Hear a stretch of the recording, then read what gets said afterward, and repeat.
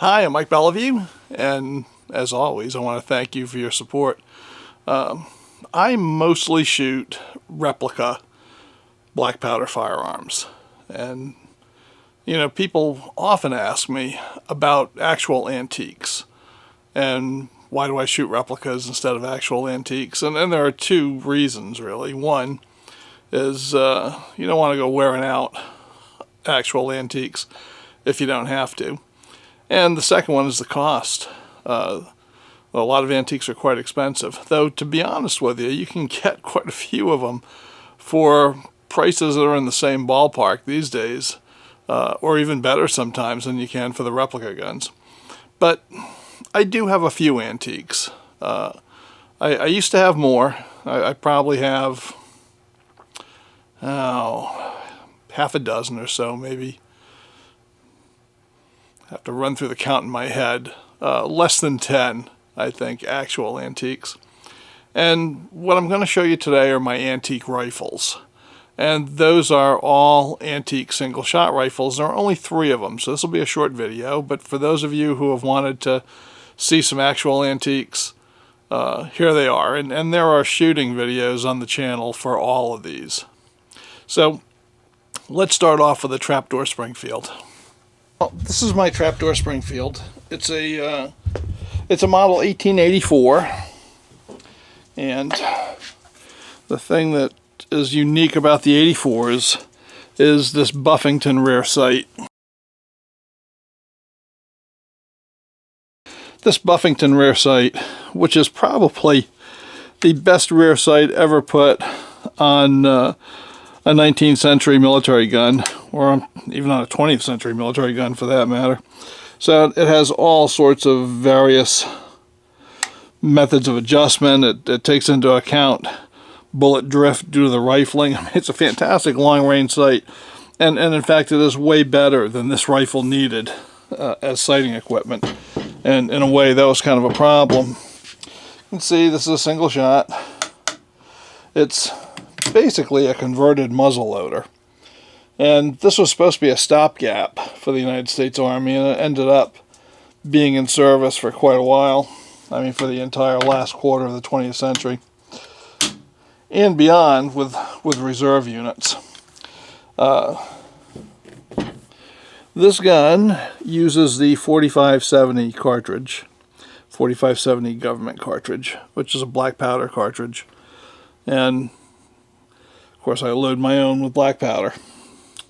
So I had said that the shooting videos of all these on the site, the shooting video of this is really with my Pedersoli reproduction. I haven't got this one out for a shooting video yet, and I need to do a reloading video first, because an actual trapdoor Springfield requires a very specific reloading regimen to make them shoot right, because the bores are oversized. They're .462. And the reason for that was, as the gun fouled, it would stay in service even with a badly fouled bore during a long firefight. And a lot of military guns did that. So there's a specific way to load these to make them shoot accurately. A lot of people who think Springfields don't shoot accurately just don't know how to load them to military specifications. So that's the Springfield. Beautiful rifle, I have to say. This one was made, I believe, in '88. I'd have to look it up. And I did a little bit, if you might recall another video, I did a little bit of restoration on this to get a little of the original color back in the stock because it was so dirty and grimy.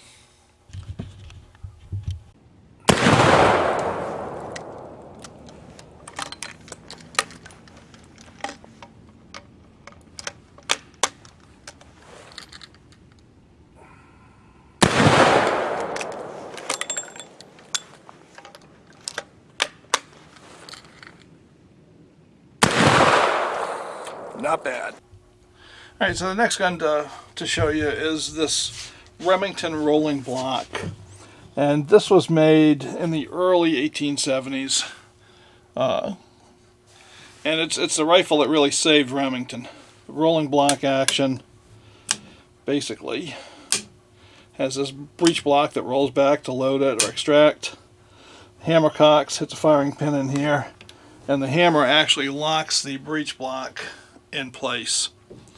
I didn't do much with this one as far as modifications, but I did pop on a marble rear sight, and I did that just because I really didn't like the military sights on here, so this marble sight makes it shoot a little bit better for me. It is chambered in 43 Spanish, which is another military round, and it's essentially the military version of the Remington 4477 commercial round, which was one of the most popular rounds in the buffalo hunting era. So, just for a comparison, this is a 4570 and this is a 43 Spanish. It uses a lighter bullet, but a heavier powder charge, and it's really a phenomenal round.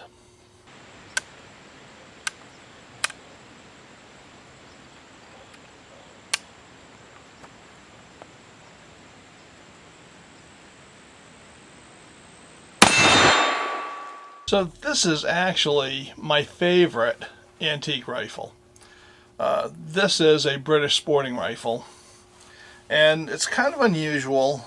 It's made by the R.B. Rada company, or sold by them. They had most guns made for them, and most of their rifles were, break open, double barrel rifles, double rifles.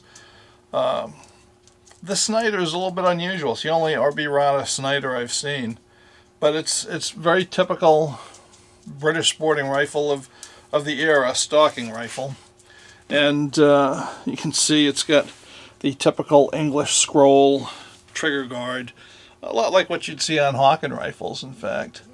It's got a silver-plated lock, and the Schneider action is really kind of different.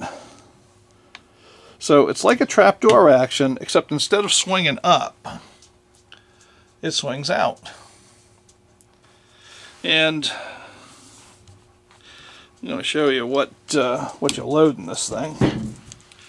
This is a 5.77 Schneider cartridge, a military cartridge. And this gun was probably ordered by a British officer being posted to India in the 1860s, or a senior civil servant in India, who wanted a rifle that would be chambered for the military round so that ammo wouldn't be a problem, but that would be a good sporting rifle. So that's a 5.77 Schneider round. I'm going to just show you again. Here's a 4570 for comparison. Alright, so this throws a massive bullet, a 58 caliber bullet. Actually, this one's 59 caliber. It doesn't have a really big powder charge, but as you can imagine, it hits like a ton of bricks. And was very popular for thin-skinned game. This would not be an elephant round. It doesn't have the penetration for an elephant skull, but this would be a good tiger round. So tigers, lions in Africa, antelope, that sort of thing. And you know you're shooting something when you shoot it, but it's not awful. So that was a fast look at my antique single-shot rifles, and I hope you enjoyed it. Maybe next time we'll take a look at the handguns. And in the meantime, thanks for all the support you give me on the channel. I appreciate it.